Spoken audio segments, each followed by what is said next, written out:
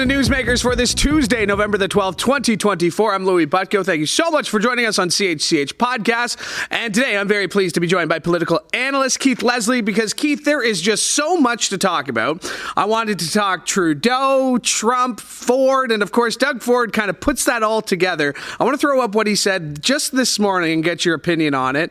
He says free trade needs to be fair. Since signing on to the Mexico-Canada agreement, Mexico has allowed itself to become a backdoor for Chinese cars, auto parts, and other products into Canadian and American markets, putting Canadian and American workers' livelihoods at risk while undermining our communities and doing enormous harm to our shared economic success. If Mexico won't fight transshipment by, at the very least, matching Canadian and American tariffs on Chinese imports, they shouldn't have a seat at the table or enjoy access to the largest economy in the world. Instead, we must prioritize the closest economic partnership on earth by directly negotiating a bilateral U.S.-Canada free trade agreement that puts U.S. and Canadian workers first. And I want to start there, Keith, because why does Doug Ford put out this message today, and what's he trying to get across? Well, I think he's perfectly reading the situation here. I mean, it's basically let's cut the poor cousins out of this mix here and use some very Trump-like language about, the largest market in the world and access to it. And let's face it, Canada and the U.S. pretty much move lockstep when it comes to most trade issues, especially, Trump slapped 100% tariff on Chinese EVs. Canada followed suit. I mean, and Mexico doesn't do that stuff. So he's making the very valid point that Canada is your willing trading partner. We're on the same level, basically, or more or less, as far as economies and dealing with each other, whereas Mexico plays by very different rules environmentally and economically. So I think Ford is actually, he's just trying to get out in front of this and position Canada. He's trying to force Trudeau here. Let's just make a bilateral agreement with Donald Trump. He's a very transactional guy. So let's give him some and we'll get some back and make sure that we protect Canadians' access to the U.S. market, especially the automotive sector. I mean, what if Trump slaps this 10% global tariff he's talking about on every country in the world?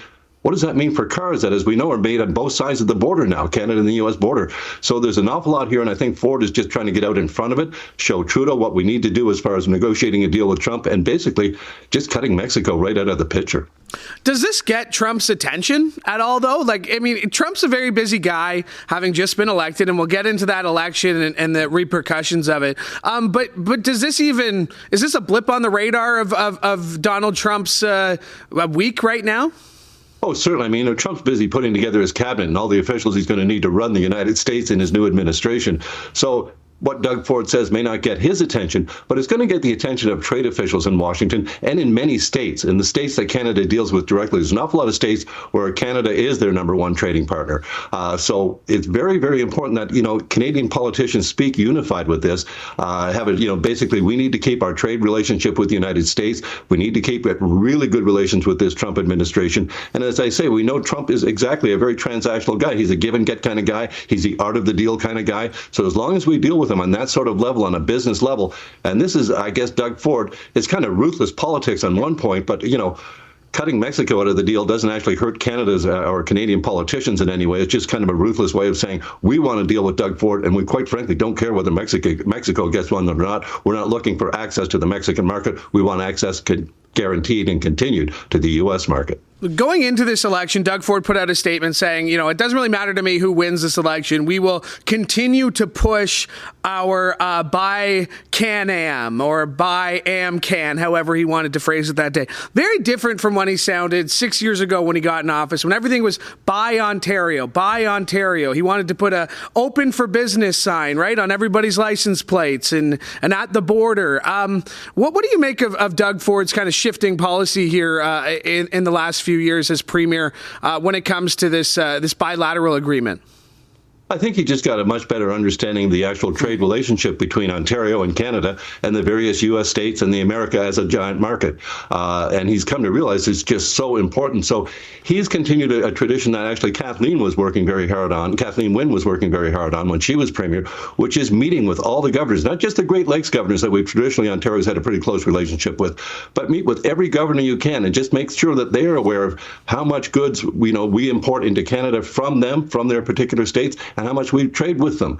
It's very, very important. So I think that's what we're seeing here is Ford and the States just, each of them getting dug in and set for some really, really big negotiations that are to come here. But is it on Donald Trump's plate right now? Doug Ford, no. Is even Canada on Donald Trump's agenda right now? I wouldn't think so, other than he knows that he's spoken about the fact that the Canada-U.S.-Mexico trade deal is up for renegotiation in next year or the year after, and he wants a much better deal. So I think Canada's basically saying to Trump, you want a much better deal? Let's just cut Mexico right the heck out of it, and we'll get a Canada-U.S. deal that'll be much better for both our countries. I want to get back to Ford in just a little bit because Bonnie Crombie had looked like a campaign announcement today talking about lowering taxes, her plan to do so. So we'll get back to that in just a second. Let's stick on Donald Trump because I haven't had the chance. We appreciate your amazing coverage, election day, election eve, post-election.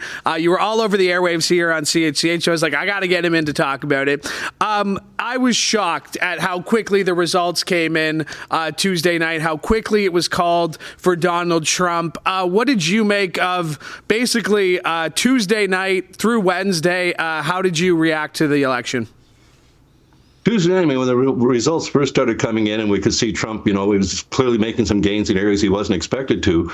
But by 11 o'clock, we were saying, geez, this is really looking like Trump's going to lock this up. And by midnight, basically, he had locked it up, even though some of the battleground states were still to be called. For the most part, he knocked down that blue wall they were talking about, the Democratic wall. Remember, the opposite does. The conservatives are red there, and the Democrats are blue. They knocked down the blue wall, and that was supposed to, keep Trump from getting to the right number of seats he needs to win the presidency, but it didn't happen at all. I think most of us were kind of shocked because the polls had told us it was going to be so close. It was a coin toss, and it really didn't turn out to be a coin toss at all. It turned out that Trump overperformed in virtually every market that he could possibly want, almost every county, and Harris and the Democrats were wildly underperformed, and it appears an awful lot of Democrats stayed home, and that overall it became clear. I mean, we're hearing so many excuses in these postmortems about what the Democrats did wrong, what Trump did right, and I think the best one that I've heard and the most seemingly arriving at a consensus at this point is that it was an election about the economy. And that the Harris and the Democrats kept trying to make it about, we're saving democracy, which people I don't think in their hearts really felt was under that big of a threat. They'd had Trump before. He didn't destroy democracy in his first term. And, they're talking about saving democracy. Whereas Trump was out there and he's talking about, I'm not going to tax your tips. I'm not going to tax your overtime. It's the economy. I'm going to make life better for you. And I think for an awful lot of people, that resonated. And in large part, I think, we're seeing around the world, it's time for change elections. People are upset about inflation, the high cost of living. And, the Democrats and they're coming back and saying, under Biden and Harris, inflation's coming down. Well, sure, inflation is down, but inflated prices haven't come down. They're still sky high, and the rate of increase is actually slowing a little bit. But for the most part, we're seeing people can't afford an awful lot of things. The food bank report out of Toronto today, just staggering the huge number of people relying on a food bank every month. Life is so unaffordable for so many people in Canada and the United States, and Donald Trump spoke directly to that, despite all the craziness and the wild stuff he says and the threats against, vengeance against his political opponents and the enemies from within and all that. People just ignored all that and went, basically, it seems, right for a basic message. It's about the economy, and Donald Trump is going to make life better for us. And Kamala Harris, when asked, how are you going to be different from Joe Biden, she froze. She couldn't even say, I don't know. That's the one question she really had to answer in an era of change elections around the world. She couldn't give an answer, and she got tossed because of it. We've seen a few of Donald Trump's first few appointments. Mark Homan's going to be his border czar. Stephen Miller is going to be deputy chief of staff. Very hard right immigration people. Kristi Noem, it looks like, is going to be the head of Homeland Security. It seems like he's making it very clear. He ran on deporting illegal immigrants. That's going to be one of his first priorities. What do you make of his first few appointments and what that could mean for this administration? Well, as you've just nailed it right there. He's saying that my number one issue that I'm going to act on first and foremost is immigration and mass deportations. Mass deportations. I'm going to mean rounding up people, putting them in some sort of temporary restraining places or of some kind of jails or warehousing or something, and then deport them to where and at what cost. He says he doesn't even care what the cost is. It's not going to matter what the cost is because these people have to be taken, rounded up, and removed from the United States. We're already seeing some backlash from police officers. The LA police chief, I believe, said his forces are going to have nothing to do with detaining and rounding up people for mass deportations. Some of the states are also saying the same thing. And I suspect, as he, remember when his first term, he tried something similar to this, an exclusionary law, and the courts ruled it, was unlawful, unconstitutional. So I suspect this sort of mass deportation thing is going to end up in the courts all over the United States at various levels. But Trump is making it very, very clear. I ran on this immigration thing. I'm going to close that border, and I'm going to deport these people who he says, are evil rapists and murderers and gangs that are running amok criminally throughout the cities of the United States. It's going to be interesting now to see if he pivots and says, the United States isn't as bad as I said it was, because he basically portrayed it as a hellhole that had just gone to rot, and he's the only one that could save it. I don't know if people bought all that message. As I say, I think it was more on the economy. But all of this, it just plays right into Trump's wheelhouse, and he's going to stick to his agenda. And I think, as I say, it's making it very, very clear, immigration, mass deportations is going to be the first agenda item for him. And I think that's going to really upset an awful lot of people because it's going to be kind of heartless. And people who are apparently, when you talk to Stephen Miller, people who were born in the United States could be deported because their parents brought them there. Their parents came in illegally and then they were born there. It's just scary for so many people. And what is it going to mean for the American workforce when we know that so many illegal aliens are intrinsic to their workforce right now? So there's an awful lot of businesses very concerned about what's going to happen with this. But we're seeing him talking more about immigration. And I guess that's, if he's doing mass deportations, Canada has to be concerned about how many of those people are going to try and come across our border. But right now he's not talking about the trade and tariff, at least not yet, which I think could also be a very scary issue for Canada, as will Trump's insistence, and they're going to, his cabinet ministers are going to enforce this, that Canada has to really beef up its NATO spending, its defense spending, to get it to that 2% level that's required. And right now, under the Trudeau government, I don't think that's supposed to happen until 2032 or something like that. That's not going to be acceptable to the Trump government or the Trump administration. All right, in the true pro that you are, you led me to my next topic, and that being Trudeau and Donald Trump. Keith Leslie, let's talk about that because, of course, these men have a relationship. They will point to the fact that they signed the U.S.-Mexico-Canada agreement together, which is up for renegotiation next year. Trudeau can say, I know how to work with him. I know him. What do you make of this relationship? And we don't know how long Trudeau's going to be part of this relationship. But what do you make of these two men working together, at least for the foreseeable future? It'll be interesting to see if Trudeau can actually try and play that Trump card, excuse the pun intended there, that he can, he's the one to have a better relationship with Donald Trump and the Trump administration than, say, Pierre Poilievre, which I think is going to be kind of doubtful. I'll be surprised if Trudeau tries to go there, because I think we all know that it's Poilievre and his Conservative Party of Canada that have taken pages directly out of Trump's playbook for the most part.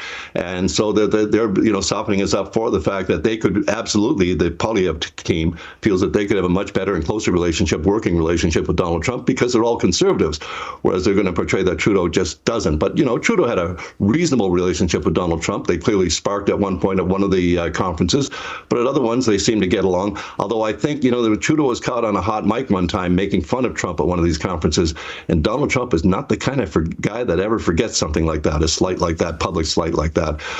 So I don't know. I think for the most part, it'll be a difficult relationship. Trudeau's smart enough to know how to go in. You have to flatter Donald Trump and you have to say, you're getting what you want here. But I think Trudeau does know how to deal with him. But can he deal with him as an easy relationship, as a friendly type of relationship, as Pierre Poilievre would likely have with Donald Trump? Let's stick with Trudeau there because the polling, as we mentioned in that U.S. election, was a lot closer than we thought it was. The polling right now here in Canada is not very close at all, right? They run these scenarios. They say it's going to be a Conservative majority right now is what the polls are telling them. If the polls were that close and wrong in the States, and they're that close and wrong here, what can Trudeau take away from that election last week? Well, I mean, there's always hope, isn't there? But he, in the United States, the polls were saying it was a coin toss. It wasn't quite a coin toss. But here in Canada, He's 20 points. The Liberals are 20 points behind the Conservatives in virtually every poll, and they're not gaining any ground. They're not making up, despite his insistence that he's the one to lead Canada into the next election, his fourth as Prime Minister.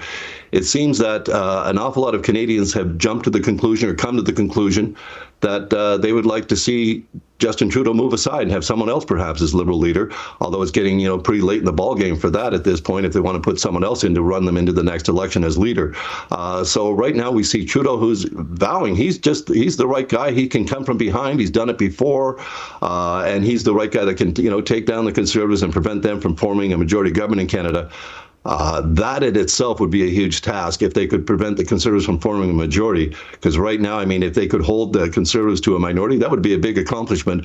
But I think Trudeau himself, it seems, according to all the polls, he's the big millstone around the neck of the Liberal Party itself. They don't have an obvious successor. I think that's partly Trudeau's plan. He didn't have anyone right there to jump into the leadership race to take over from him, an obvious successor.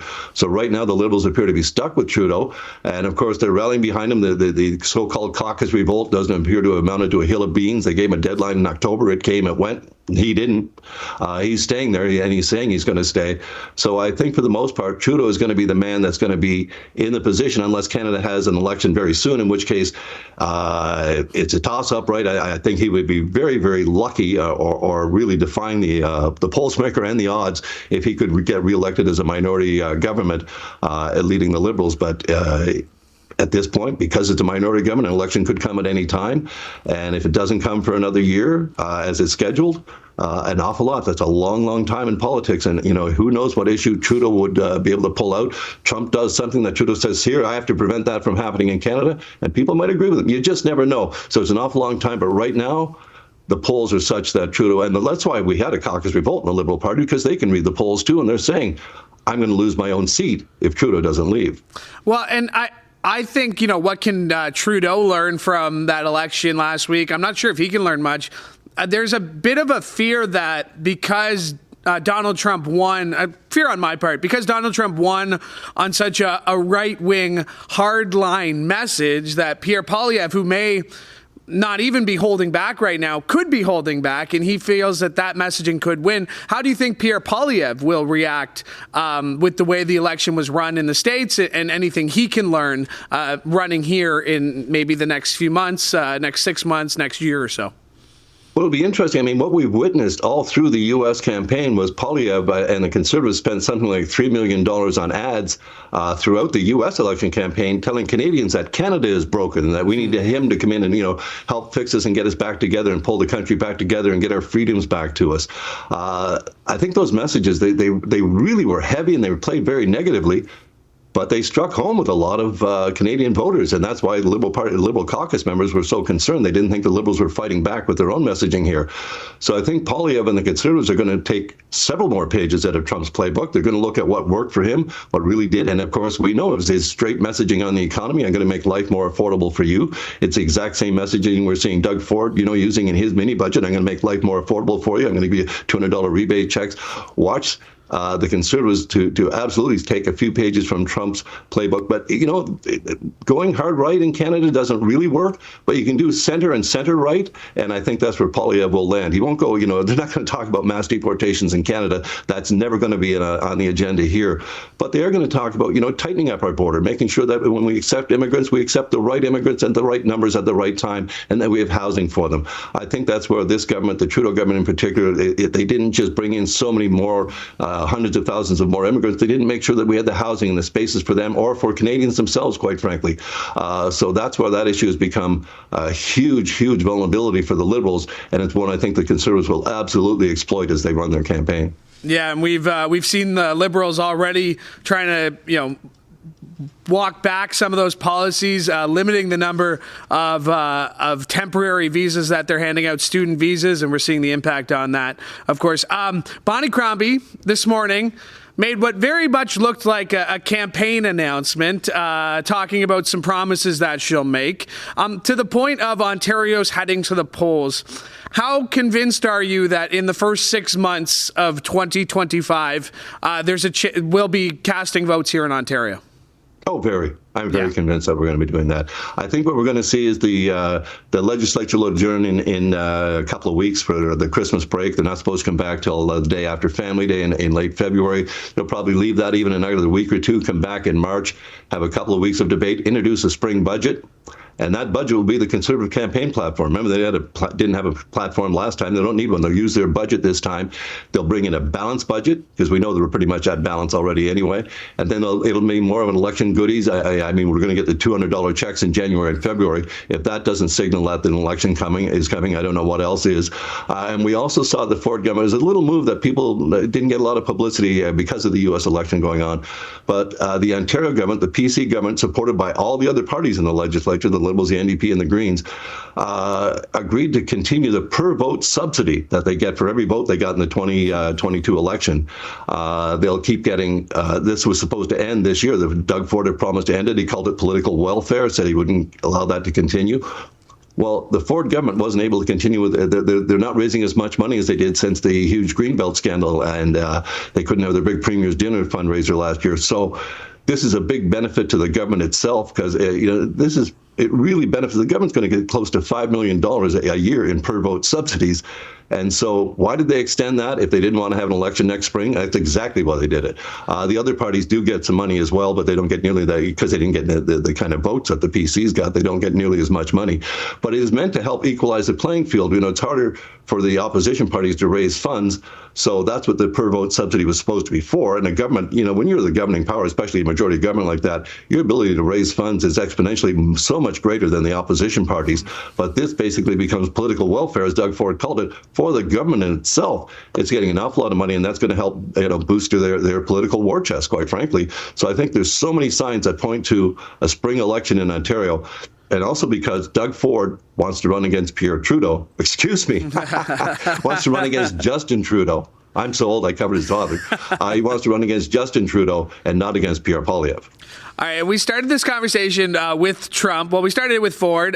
We started with Trump, too, there, because what we talked about was there seemed to be, and this is a global trend, an anti-incumbency trend. And you would think that the government that took this province through COVID, through everything else, Ontario seems to be bucking that trend. How? How are they doing it? Because, like we said, the Americans voted the Democrats out of office. We've seen it across the world, this anti-incumbency. How are the Doug Ford's Conservatives bucking that trend? Two things, really. First of all, Doug Ford is such a pragmatist. I mean, he's not a hard or small C conservative. He does what he thinks is popular with people, and an awful lot of what he does is popular with people. But also, the Liberals and the NDP, despite the fact that Liberals were decimated in the last two elections and don't have very many seats in the legislature at all, no official party status, they still poll at about the same amount as the NDP. So the progressive parties in Ontario basically get 25% of the vote each, and Ford gets 40 to 43% of the vote, and anything over 38, 39% of the vote in Ontario, because of the way the vote split, is a majority government territory. So even though Ford has had some scandals, they forgive him a lot on that Greenbelt scandal because he said he was sorry, and he backtracked on it. He gave those lands back gave them the Greenbelt protection back to those lands that would have made developers, $8 billion in change overnight. So when he makes the apology, then he does the populist things. I mean, I don't think most people know that he, spent $250 million just to break the beer store contract a year early, but they do know that he put the beer, wine, and pre-mixed cocktails in the corner stores and the gas stations, and people think, well, Ontario's been so far behind in modernizing its liquor laws, they just give him credit for that. They don't see that there was a huge expense, quite frankly, for him to do it a year early. Again, this points as well to the beer store thing coming a year early, paying so much money to do it a year early, points again to a spring election here in Ontario.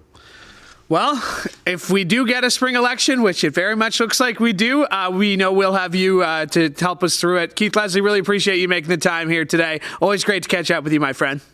Thanks for having me, Louie. I appreciate it. Absolutely. That is Keith Leslie, and my thanks to him for joining me today, and my thanks to you as well, because we could not do the show without your support. We could not do the show without Laura Brody, who directed today's episode. Thank you, Laura.